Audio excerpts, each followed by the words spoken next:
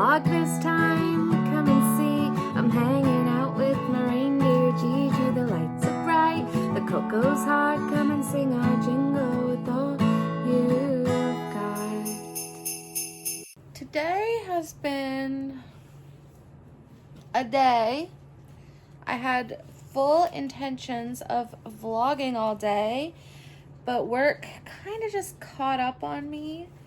And then I was going to study all night. Actually, I had plans tonight. I had plans and I canceled them because I was like, no, I have to study all night. I have an exam tomorrow. But here's the thing. I have this internal issue. It is not intentional, but I do keep doing it, and I really need to figure out how to break this cycle. But I've got this issue where I make things harder on myself. Like, for example, if I had just called the airline when I was booking my flight and said, hey, I've got a pet, I need to add her, they would have told me there's no space for the dog. Or I could have booked her on the flight instead of going around all of these obstacles on making her my emotional support dog. It was a lot more work. Luckily, I still got my way. However, I waited like 2 months because I didn't even think, like, I'm just so bad at thinking long term. Not even long term, just longer term. Anyway, today I went to register for the exam that I have tomorrow because I was like, okay, I'm gonna be studying. I'm gonna be on my like Humber portal anyway. I might as well register. I had no reason for not registering already. I just like didn't bother to do it because it just didn't seem like a big deal. And I was like, I'm doing other things, like I'll register later. I had seen that the exam was tomorrow. I was planning on taking the exam tomorrow. And then when I get to the Humber website, was it the Humber one or was it the CMRO? Doesn't matter. Wherever I was supposed to sign up for this exam, not taking registrations right now. So this was at after 5 because I stayed at work tonight until around 6:45, almost 7. So just doing more work. All of this to say, I don't know if I'm taking an exam tomorrow. And if I can't take the exam tomorrow, I don't know when I can take the exam. And all of that anxiety that I felt yesterday, being excited that Gigi gets to be my emotional support dog and I get to take her home for Christmas, has like tripled today, being like, wow, I'm not gonna be able, like, I'm gonna cry.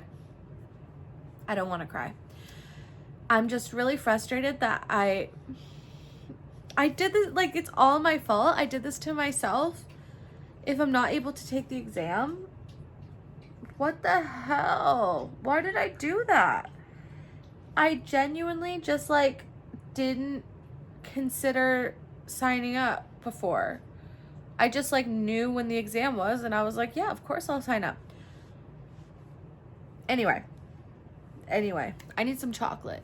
I'm having a Baby Bell and a Ferrero Rocher, and I just spilled apple cider on my new blanket. That's just the kind of day I'm having. There was one highlight of the day, and that was definitely finishing my book, We Solve Murders by Richard Osman, which put me at 24 books for 2024, and that was my Goodreads reading challenge. So I succeeded! Hooray! I have my Goodreads pulled up and I rated 7 books 5 stars. And now that I'm looking at the books that I gave 5 stars and the ones I gave 4 stars, for example, maybe I was a little too loose with my stars giving. But you know what? I don't take this that seriously. Let's talk about these books. I really am proud of the diversity in this list. They're not all romance. They're not all thrillers. There's a little bit of everything. A little bit of everything for anyone.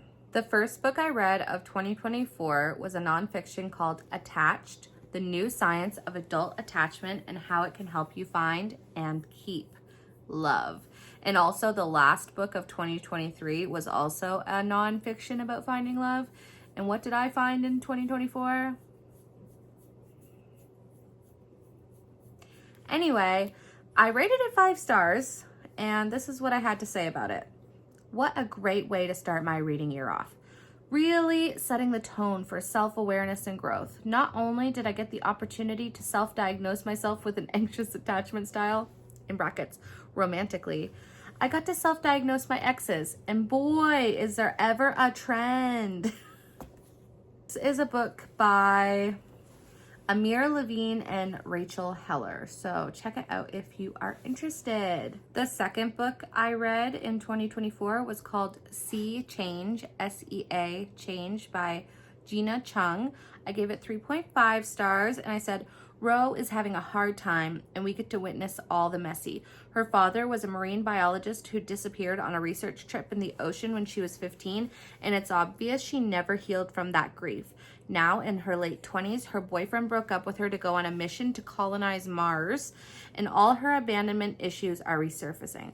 She's fighting with her BFF and hardly speaks to her mother, and the only thing keeping her from having a full mental breakdown is the octopus that lives in the aquarium where she works.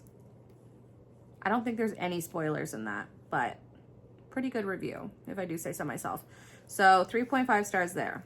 The third book I read, I loved. It was called The Daydreams by Laura Henkin, and I gave it 5 stars and said if you're a millennial who grew up in the early 2000s and was, or currently still are, obsessed with pop culture, you'll love The Daydreams. It's a fiction book, by the way. And also, when I say I read a book, I mean I listened.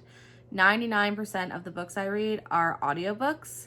I know some people have a problem with that, but I do not. I count it, and I really actually don't care if you count it. That's your business, so whatever. Just wanted to mention that. So The Daydreams, a 2-season show for preteens about a fictional band, have a disastrous live finale, and 13 years later, the cast are getting together for a reboot. And we find out what really happened to Summer, Noah, Kat, and Liana. I guess that's how you pronounce the names. It's been a while. Through the eyes of Kat, journal entries, old interviews, blog posts, and flashbacks, we see the child/teen actors rise to fame, their friendship grow, and how their lives turned out so differently. The drama was so juicy you'd swear it's real, and the audiobook version has a full cast, which is an extra little treat. And I stand by that. The next 5 I'm gonna lump together because it's the Alaska Wild series by Paige Shelton. It's like a cozy mystery series. I don't know a better way to describe it, but it's based in a small town in Alaska. And the first book is called Thin Ice. The second one is Cold Wind. The next is Dark Night. The next is Winter's End, and the 5th is Lost Hours. And oh my god, there's a 6th one I did not know. It came out this year. Well, I guess that's my next book to read then. The next book I read was a thriller called None of This Is True by Lisa Jewell, and I read this at the same time as Bestie Lauren, and I'm pretty sure we both gave it 4 stars. My review says, I want to say I really enjoyed reading this, but honestly, it gave me anxiety the whole time. But in a good way, question mark. The trigger warnings: pedophilia, grooming, rape, abusive relationships, domestic violence, alcoholism, and murder. So there's a lot going on here. And I did kind of give more of a synopsis, but oh good, a work email. That's all I'm gonna say. Read with caution. After that thriller, I desperately needed something a little bit more low-key, so I read The Secret Lives of Church Ladies by Daisha Filia. And I have this thing where I tend to go into books completely blind. Like, I see one good review and I'm like, okay, I guess that's what I'm reading next. That's actually how I also got into the Alaska Wild series, and it worked out for the best. For The Secret Lives of Church Ladies, I didn't know I was reading a collection of fictional short stories. I thought it was like, I got to the third story and I was like, none of this is making sense. I'm embarrassed to say it took me to the third story. They were not connected. It was literally just short stories. They were all fictional.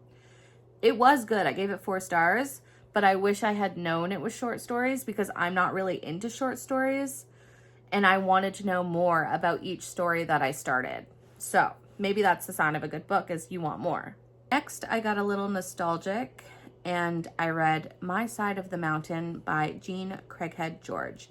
And this was first published in 1959 and it was not for my demographic at all.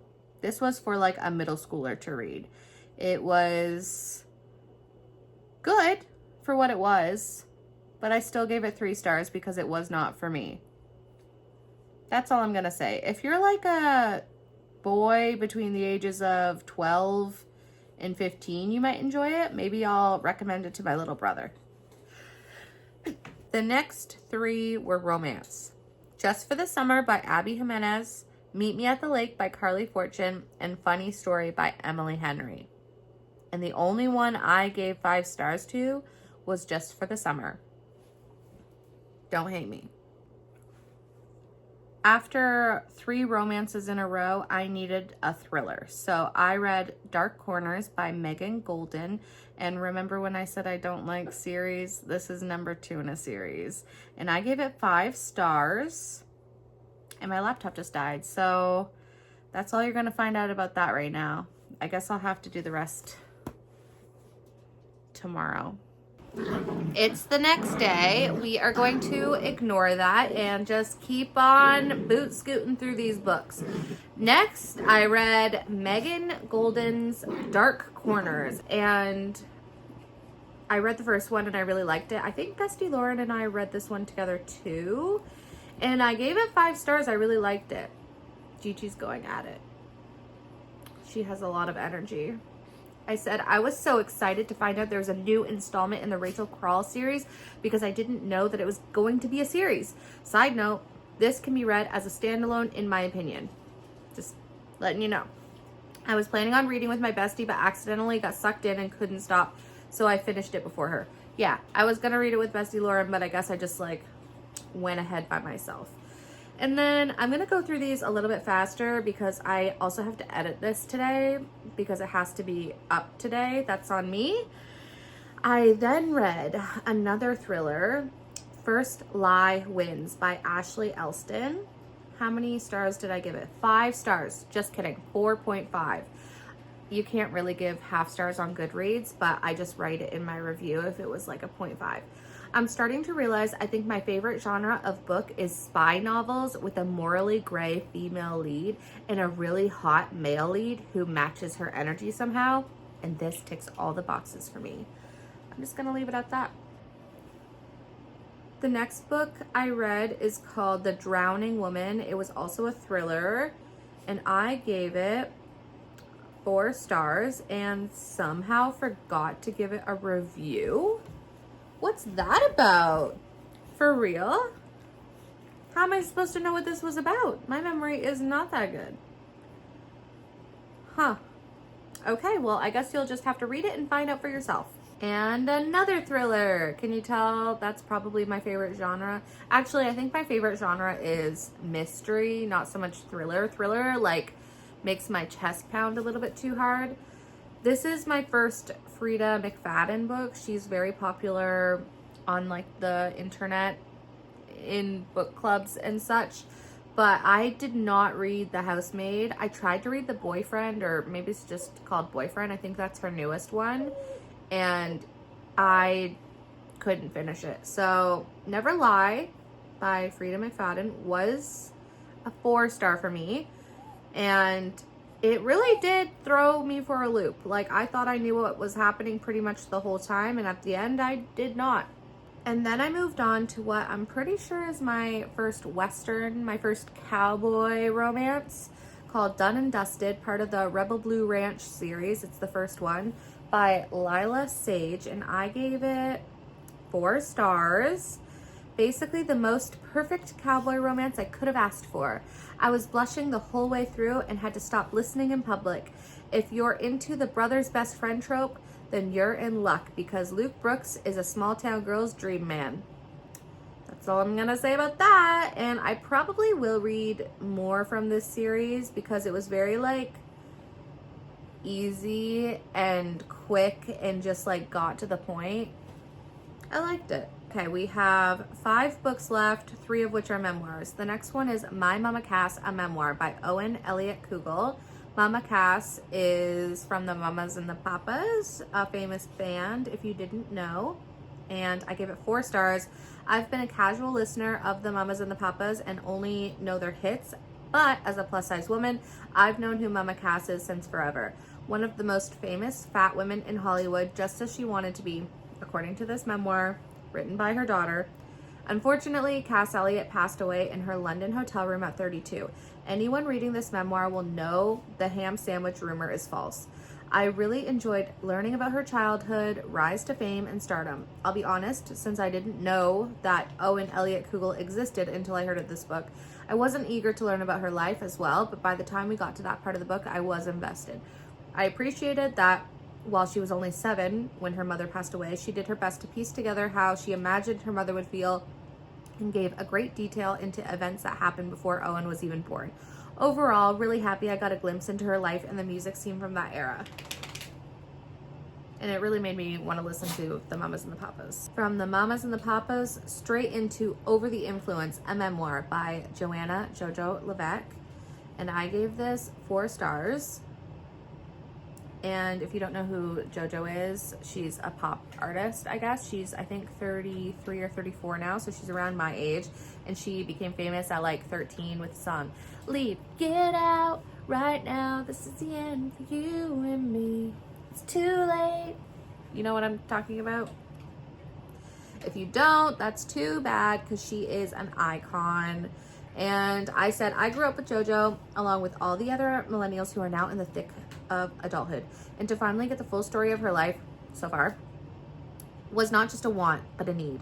If you followed her journey at all over the years as a fan, you'd know the basics of her lore, like record label drama, re-recording her old albums, the hashtag Free JoJo movement.